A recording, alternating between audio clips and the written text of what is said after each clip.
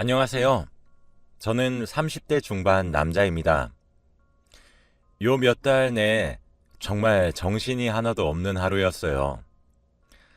정말 내 인생은 왜 이런 건지 자책도 많이 들었던 순간이었는데 오늘 제게 일어났었던 충격적인 일에 대해 얘기하고자 이렇게 사연을 쓰게 되었습니다.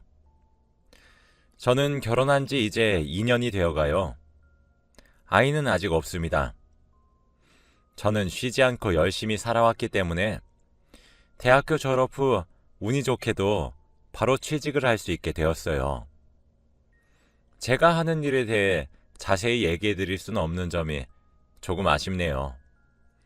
그렇게 첫 회사에서 경력을 쌓은 후 결혼까지 했고 지금 다니고 있는 회사의 경력직으로 이직에 성공했습니다.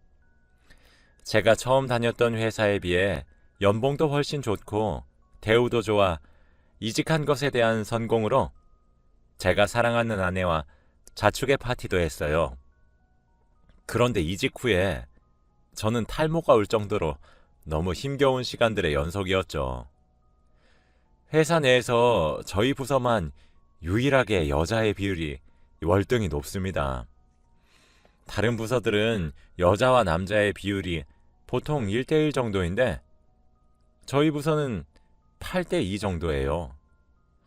업무 특성상 여자가 많은 것은 알고 있어서 괜찮지만 지금 이직한 회사의 부장님 때문에 저는 며칠 전 고소까지 했답니다. 지금부터 그 일에 대해 말씀드릴게요. 처음에는 마냥 친절하시고 다정하신 분인 줄 알았습니다. 부장님께서는 40대 후반 여자분이신데 저랑 10살도 넘게 차이가 나세요.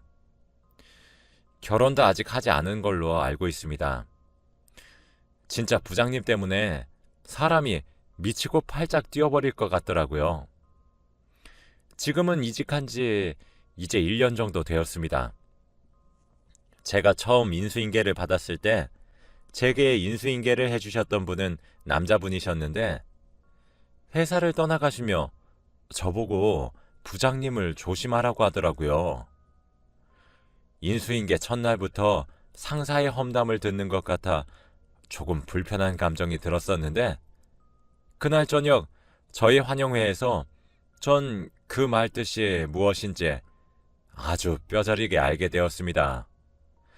부장님은 저를 다른 팀원들에게 소개해 주셨어요.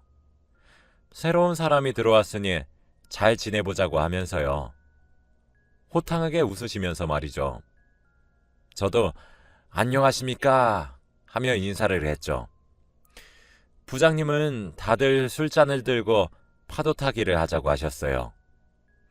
저부터 시작해서 시계 방향으로 진행하기로 했고 마지막 사람은 저희 부장님이셨죠. 다들 웃으면서 마셨습니다. 그때쯤 분위기도 무르익었거든요. 그런데 마지막 부장님이 마시고 나서는 갑자기 제게 안주를 달라고 하시더라고요. 저는 어떤 걸 드려야 하나 고민했었었는데 갑자기 제게 두툼한 입술을 쭉 내미시더군요.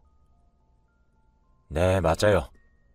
부장님이 말씀하신 안주는 제 입술이었습니다.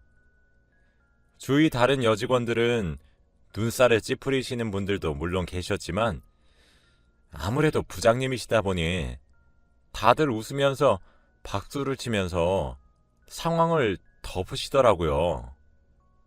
정말 그날 느꼈던 모멸감은 말로 표현이 되지 않습니다. 그때 저희 부서의 또 다른 남자 직원분께서는 그저 저를 안쓰럽게 바라보시는데 진짜 자존심이 짓밟히는 느낌이었고 수치심과 모멸감으로 얼굴이 빨개졌었어요. 근데 그런 저보고 부장님은 왜 이렇게 쑥스러워해? 마누라랑 뽀뽀도 안 해? 라고 하시며 깔깔거리며 웃으셨죠. 그날부터 시작되었습니다. 분명 제가 결혼을 하고 가정을 꾸린 것을 아시면서도 제게 자꾸 그런 스킨십과 난감한 연락을 하시더군요. 하루는 저희 부서 바로 앞에 정수기가 있습니다. 물통을 꽂는 정수기요. 그런데 그 물통이 되게 무겁고 들기가 힘들어 여자들은 힘이 약해 그런 것은 보통 남직원들에게 시키잖아요. 부장님이 그날 저보고 정수기에 물을 교체하라 지시를 하셔서 물통을 교체했거든요. 한 번에 들어서 바로 교체를 했는데 갑자기 제 허벅지에 시선을 두시더니 어머, 허벅지 근육 장난 아니다 라고 말을 하면서 대놓고 뚫어져라 보시는데 진짜 표정 관리가 너무 안 되기도 하고 불쾌해서 제가 부장님께 불쾌하다고 분명히 말씀드렸더니 오히려 부장님은 저더러 아니 누가 들으면 내가 문제 있는 줄 알겠다. 아니 쳐다보면 달아? 사람 민망하게 왜 그래? 왜 이리 유난이야? 라고 하시며 오히려 제게 면박을 주시는 거예요. 진짜 귀도 안 차서 그뿐만이 아닙니다. 제가 운동하는 것이 취미인 사람이라서 출근 전 새벽에 항상 헬스장에 가서 운동을 하고 출근을 하는데 점심을 먹다가 제가 아침마다 운동을 하고 있다는 사실을 말하게 된 적이 있었어요. 그런데 그날 오후에 갑자기 제 엉덩이를 툭 건드리시는 겁니다. 부장님이 그러시면서 제게 아니 형우 씨 나중에 나 운동 좀 가르쳐 줘봐. 어쩜 이렇게 근육이 탄탄해? 라고 하면서 감탄을 하시는데 진짜 그만 좀 하시라고 소리 지르면서 화를 내고 싶었지만 상급자라 차마 그럴 수도 없고 사람이 미쳐버리는 것 같았어요. 또 부장님은 제 앞에서 온갖 민간에 떠도는 속설을 말씀하시면서 은근한 웃음을 흘리거나 다른 사람들 앞이든 뒤든 상황을 가리지도 않으시며 정말일까? 너무 궁금하네? 라고 하시며 깔깔 웃으시며 분위기를 싸하게도 만드셨습니다. 그래도 이런 행동들은 차라리 참을 수가 있었어요. 잠시 불쾌하면 되는 문제니까요. 근데 개인적이고 사적인 이유로 자꾸 제게 연락을 하기 시작하셨습니다. 저는 결혼을 했는데도 불구하고 말이죠.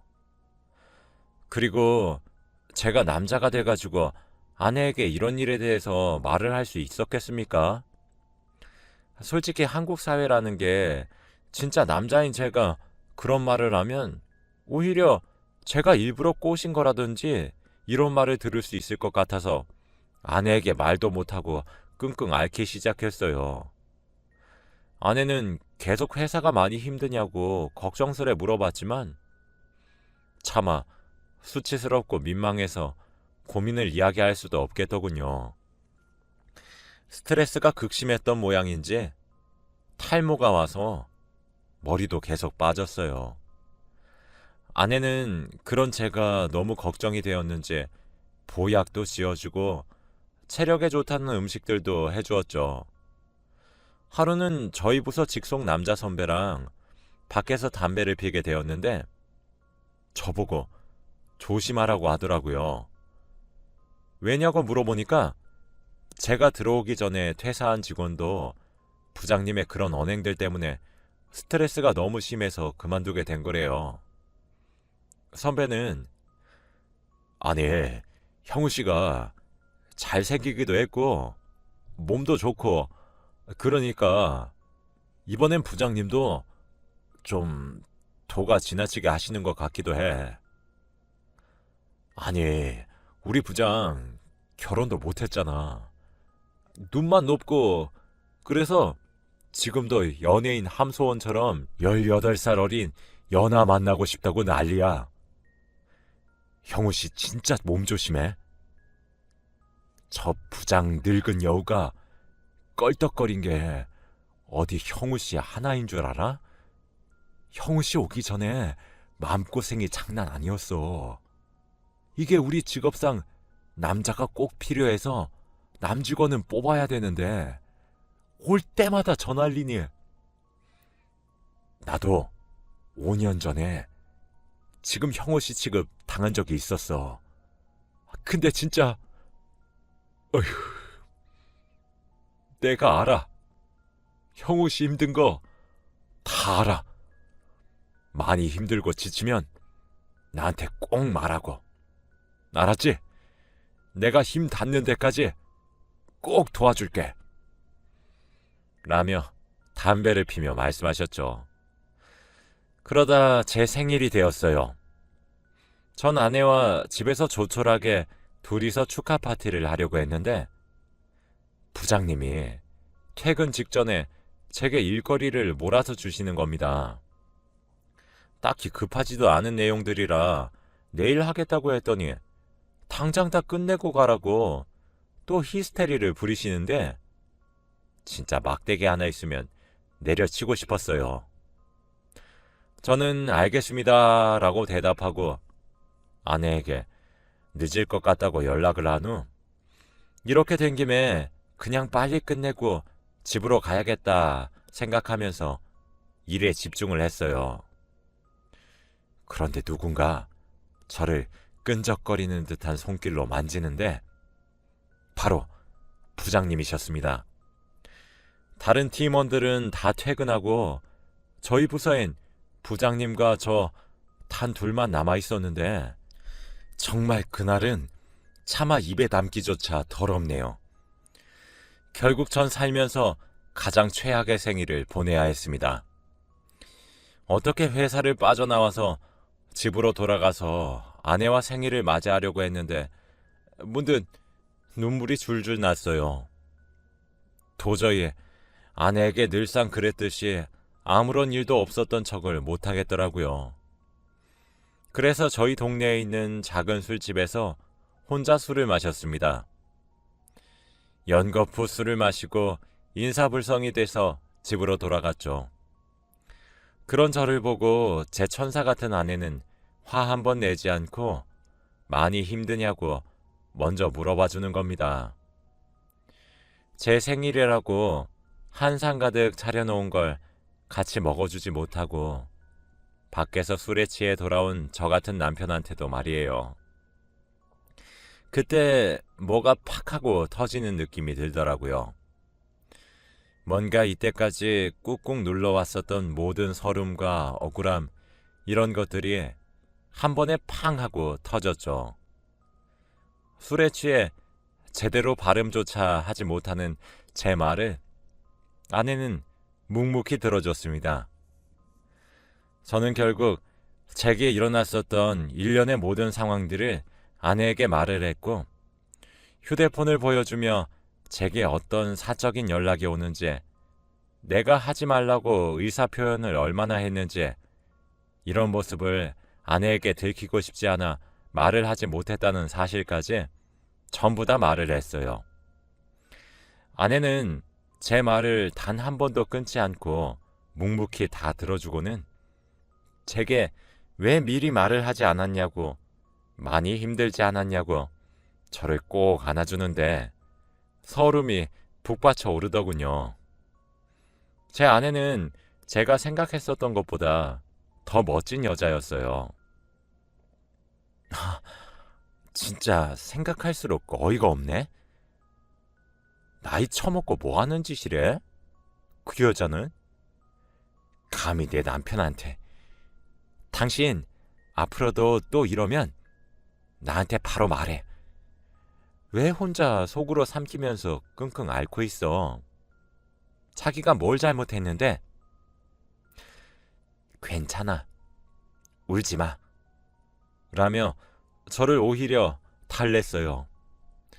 그렇게 그날 저는 아내의 위로와 사랑을 받고 잠을 청했고 오랜만에 푹 잘 수 있었습니다.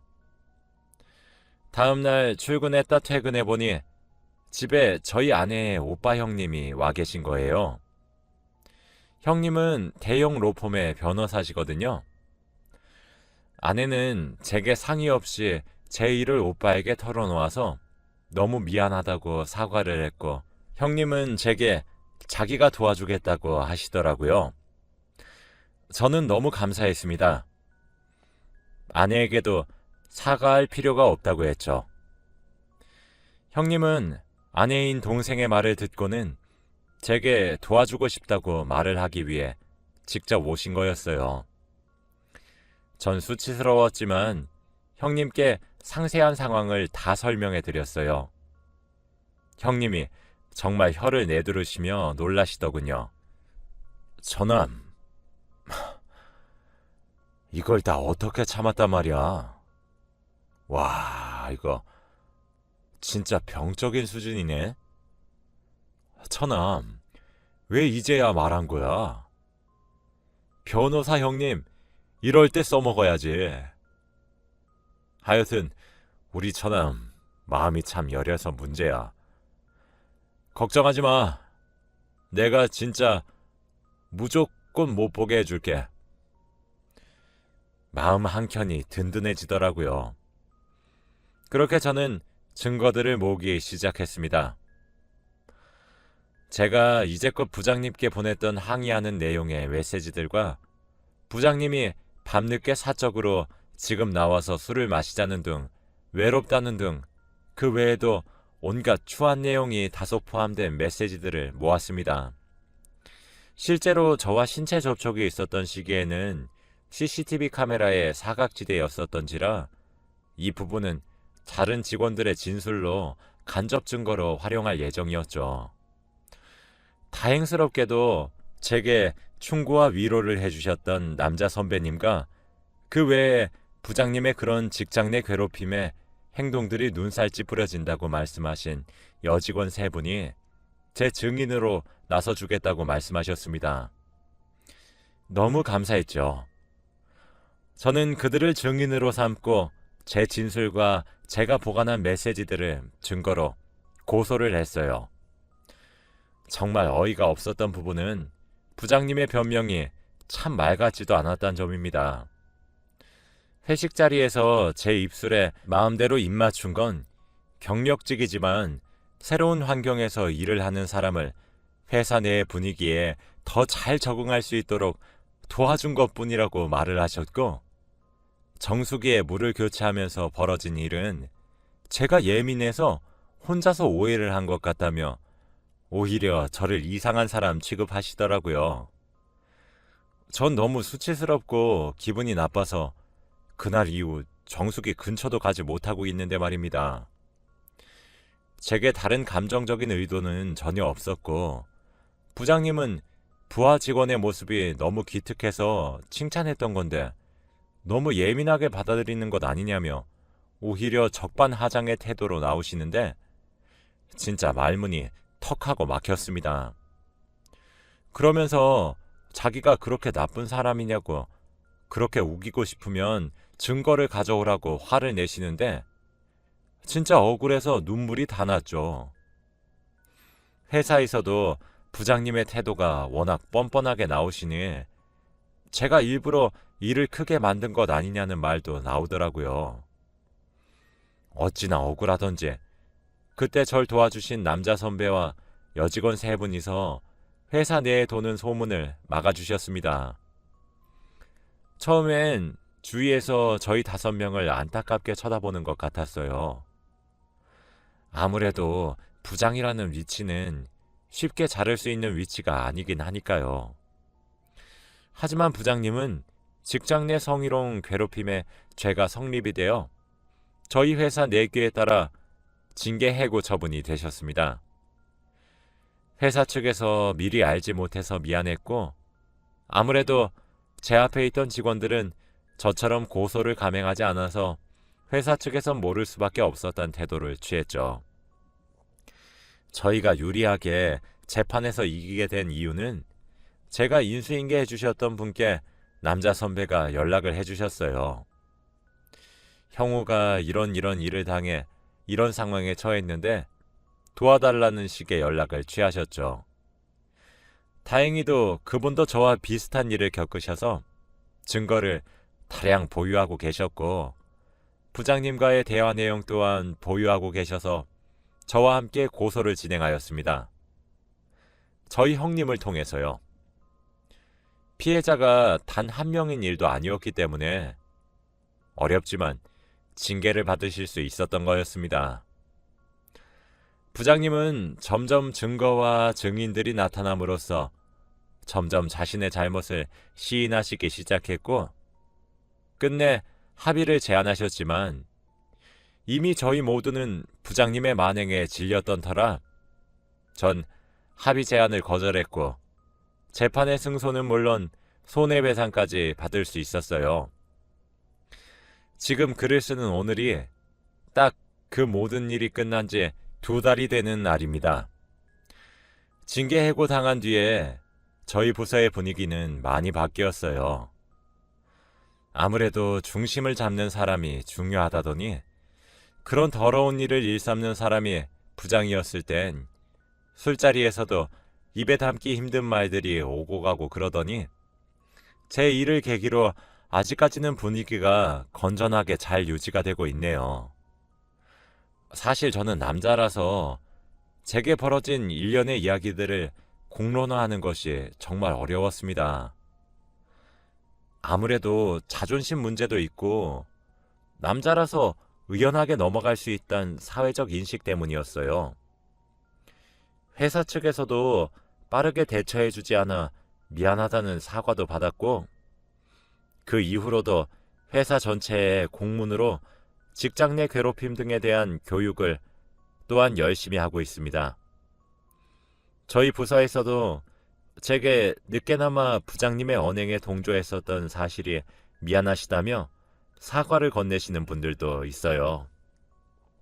대부분은 제 입장을 이해해 주시고 있어 한결 마음이 편한 상태입니다.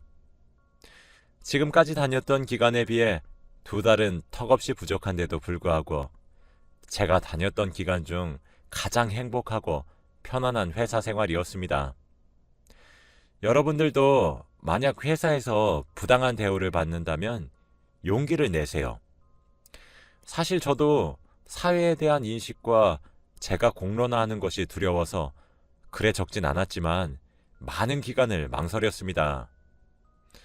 하지만 요즘엔 법이 잘 되어 있어서 2차 피해는 물론 오히려 이 일을 공론화시켰다는 이유로 부당한 대우를 받는다면 그것 또한 처벌할 수 있다고 하더라고요.